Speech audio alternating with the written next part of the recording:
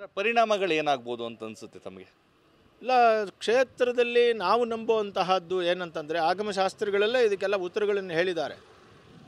ನಮ್ಮ ಕಾಲ ಪರಿಮಿತಿಯಲ್ಲಿ ನಾವು ಒಂದು 10 ವರ್ಷ 15 ವರ್ಷ ತುಂಬ ಚೆನ್ನಾಗಿದ್ದೀವಿ ಅಂತ ಅನ್ಕೋಬೋದು, ಅಥವಾ 50 ವರ್ಷ ಚೆನ್ನಾಗಿದ್ದೀವಿ ಅಂತ ಅನ್ಕೋಬೋದು. ಆದರೆ ದೇವರ ಪರಿಮಿತಿಯಲ್ಲಿ ಬೇರೆಯೇ ಇರ್ತದೆ ಲೆಕ್ಕಾಚಾರಗಳು.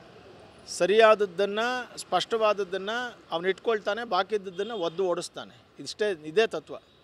ಇದಕ್ಕೆ ಪರಿಹಾರ ಏನು ಅಂತೇಳಿ, ಯಾಕಂದರೆ ಕೋಟ್ಯಾಂತರ ಭಕ್ತರನ್ನು ಒಳಗೊಂಡಂತಹ ತಿರುಪತಿ ತಿಮ್ಮಪ್ಪನ ಸನ್ನಿಧಾನ, ದೇವರಿದ್ದಾನೆ ಅನ್ನೋದಕ್ಕೆ ಒಂದೇ ಸಾಕ್ಷಿ, ತಿರುಪತಿ ತಿಮ್ಮಪ್ಪ ಅಲ್ಲಿದ್ದಾನೆ ಅನ್ನೋದಕ್ಕೆ ಒಂದೇ ಸಾಕ್ಷಿ ಹೇಳ್ತೀನಿ ನಾನು. ಅವರು ಮಾಡಿದ್ದನ್ನು ಆಗಲೇ ಇವರು ತೆಗೆದರು. ಇವರಿದನ್ನು ಈಗ ಅವ್ರ ಮೇಲೆ ಇವರು ಚೆನ್ನಾಗಿ ಚಾರ್ಜ್ ಮಾಡ್ತಾ ಇದ್ದಾರೆ. ಮುಂದೆ ಇವ್ರು ತಪ್ಪು ಮಾಡಿದ್ರೆ ಇನ್ನೊಬ್ಬರು ಬರ್ತಾರೆ. ಹಾಗಾಗಿ ನಾನು ಹೇಳೋದು, ವೆಂಕಟರಮಣನೇ ಯಾರನ್ನು ಇಟ್ಕೋಬೇಕು ಯಾರನ್ನು ಇಟ್ಕೋಬಾರ್ದು ಅಂತ ತೀರ್ಮಾನ ಮಾಡಿ, ಯಾರು ಸರಿ ಇಲ್ವೋ ಅವ್ರನ್ನ ಮನೆಗೆ ಕಳಿಸಾಗಿದೆ.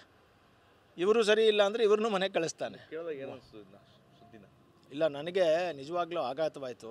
ಆದರೆ ಇದರಲ್ಲಿ ಇತ್ತೀಚೆಗೆ ನಾವೆಲ್ಲ ಪಳಗ್ಬಿಟ್ಟಿದ್ದೀವಿ ಅನ್ನಿಸ್ತು. ಕಾರಣ ಏನು ಅಂತ ಹೇಳ್ತೀನಿ.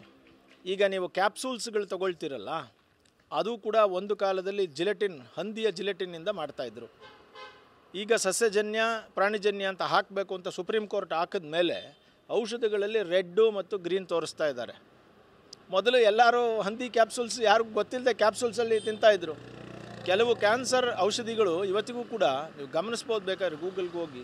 ಕೆಲವು ಕ್ಯಾನ್ಸರ್ ಔಷಧಿಗಳಲ್ಲಿ ಈಗಾಗಲೇ ಕ್ಯಾನ್ಸರ್ ಔಷಧಿ ವಾಸಿಯಾಗಿರುತ್ತಲ್ಲ, ಅವರ ಶರೀರದಿಂದ ಬಂದದ್ದನ್ನೆಲ್ಲ ಬಳಸ್ತಾ ಇದ್ದಾರೆ. ಪ್ರಶ್ನೆ ಇರುವಂಥದ್ದು, ಹೇಳಿ ಕೊಡ್ತಾರೆ ಅದನ್ನು, ಹೌದು ಇದರಲ್ಲಿ ಈ ಕಂಟೆಂಟ್ ಇದೆ, ಇದು ಇದೆ ಅಂತ ಹೇಳಿ ಕೊಡ್ತಾರೆ. ಆದರೆ ಇಲ್ಲಿ ತಿರುಪತಿಯಲ್ಲಿ ಹೇಳದೆ ಕೊಟ್ಟಿದ್ದಾರೆ ಅನ್ನೋ ಚರ್ಚೆ. ಇಲ್ಲ, ಹಿಂದೆ ಈ ಔಷಧಿಗಳಲ್ಲೂ ಹೇಳದೆ ಕೊಡ್ತಾ ಇದ್ರು. ಅದಕ್ಕೆ ಸುಪ್ರೀಂ ಕೋರ್ಟ್ಗೆ ಹೋಯ್ತು. ಸುಪ್ರೀಂ ಕೋರ್ಟ್ ತೀರ್ಮಾನ ಮಾಡ್ತೀವಿ, ಇವಾಗ ಹೇಳ್ಬಿಟ್ಟೆ ಕೊಡಬೇಕು, ಇಷ್ಟ ಇದ್ರೆ ತಗೊಳ್ಳಿ, ಕಷ್ಟ ಆದರೆ ಬಿಡು ಅಂತ. ಹಾಗೇನು ತಿರುಪತಿಯಲ್ಲಿ ಹಾಗೆ ಮಾಡೋಕ್ಕಾಗೋದಿಲ್ಲ. ಯಾಕೆಂದರೆ ತಿರುಪತಿಯಲ್ಲಿ ನಂಬಿಕೆಗಳು ಅಲ್ಲಿ ಪ್ರಾಚೀನ ಕಾಲದಿಂದಲೂ ಹಿಂದೂ ಧಾರ್ಮಿಕ ನಂಬಿಕೆಗಳ ಪ್ರಕಾರ ಬಂದಿದೆ. ನೋಡಿ, ನಮ್ಮ ದೇಶದಲ್ಲಿ ಒಂದು ವಿಶೇಷ ಹೇಳ್ತೀನಿ. ನಮ್ಮ ದೇಶದಲ್ಲಿ ವೆಜಿಟೇರಿಯನ್ಸು, ನಾನ್ ವೆಜಿಟೇರಿಯನ್ಸು ಎಲ್ಲರೂ ಇದ್ದಾರೆ. ಪ್ರಾಣಿಗಳನ್ನು ತಿನ್ನೋರು ಇದ್ದರೂ ಕೂಡ ಆಹಾರವಾಗಿ ತಿರುಪತಿ ಬೆಟ್ಟದಲ್ಲಿ ಲಾಡುಗೆ ಸೇರಿಸೋದನ್ನು ಅವರೂ ಕೂಡ ಒಪ್ಕೊಳ್ಳೋದಿಲ್ಲ. ಯಾಕಂದರೆ ಅದು ಅಲ್ಲಿನ ನಂಬಿಕೆಗಳು, ಪರಂಪರೆಗಳು.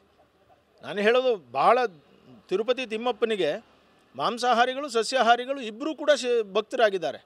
ಆದರೆ ಸಸ್ಯಾಹಾರಿಗಳು ಮಾತ್ರವಲ್ಲ, ಮಾಂಸಾಹಾರಿಗಳು ಇದನ್ನು ವಿರೋಧಿಸ್ತಾರೆ. ಯಾಕೆಂದರೆ ಒಂದು ನಂಬಿಕೆಯನ್ನು ಯಾರು ಒಡಿಬಾರ್ದು. ಈಗ ಈ ಒಂದು ಪ್ರಕರಣ ಕ್ಷೇತ್ರದ ಮೇಲೆ ಮತ್ತು ಅಲ್ಲಿ ಹೋಗುವಂಥ ಭಕ್ತರ ಮೇಲೆ ಯಾವ ರೀತಿ ಪರಿಣಾಮ ಬೀರುತ್ತೆ? ಪರಿಣಾಮ ಖಂಡಿತವಾಗಿಯೂ ಬೀರುತ್ತೆ. ತುಂಬ ಆಸ್ತಿಕ ಜನ ಪ್ರಸಾದಗಳನ್ನು ತಗೊಳ್ಳೋದಕ್ಕೆ ಹೆದರ್ತಾರೆ. ಈ ಪ್ರಸಾದವನ್ನು ತಿನ್ನಲೇಬೇಕಾ ಅಂತ ಯೋಚನೆ ಮಾಡ್ತಾರೆ. ತಿರುಪತಿ ತಿಮ್ಮಪ್ಪನಿಗೆ ಕೈ ಮುಗಿದ್ರೆ ಸಾಕು, ನಮಗೆ ಪ್ರಸಾದ ಬೇಡ ಅನ್ನೋ ಮನಸ್ಥಿತಿಗೂ ಬರ್ತಾರೆ. ಎಲ್ಲಿಗೆ ಲೀಡ್ ಮಾಡುತ್ತಿದ್ರು? ಇದು ಕ್ಷೇತ್ರದ ಮೇಲೆ, ಅದರ ಆರ್ಥಿಕತೆಯ ಮೇಲೆ, ಆ ಕ್ಷೇತ್ರದ ಅಭಿವೃದ್ಧಿಯ ಮೇಲೆ ಇವುಗಳೆಲ್ಲ ನೇರವಾದ ಪರಿಣಾಮವನ್ನು ಮಾಡ್ತವೆ. ಇದು ಡಾಕ್ಟರ್ ಶೆಲ್ವಪಿಳ್ಳಿ ಅಯ್ಯಂಗಾರ್ ಅವರ ಒಂದು ಸ್ಪಷ್ಟವಾದಂಥ ಮಾತುಗಳು. ಅಂದರೆ ಈ ಒಂದು ಪ್ರಕರಣ ಏನಿದೆ ಕ್ಷೇತ್ರದ ಮೇಲೆ ಸಾಕಷ್ಟು ಪರಿಣಾಮವನ್ನು ಬೀರ್ತದೆ. ಕೇವಲ ಸಸ್ಯಾಹಾರಿಗಳು ಮಾತ್ರವಲ್ಲ, ಮಾಂಸಾಹಾರಿಗಳು ಸಹ ಈ ಒಂದು ಪ್ರಕರಣವನ್ನು ವಿರೋಧಿಸ್ತಾರೆ ಅನ್ನೋ ಒಂದು ಮಾತನಾಡಿದ್ದಾರೆ. ಕ್ಯಾಮ್ರಾ ಪರ್ಸನ್ ರಘು ಜೊತೆ ರಾಮ್, TV9 ಮೈಸೂರು.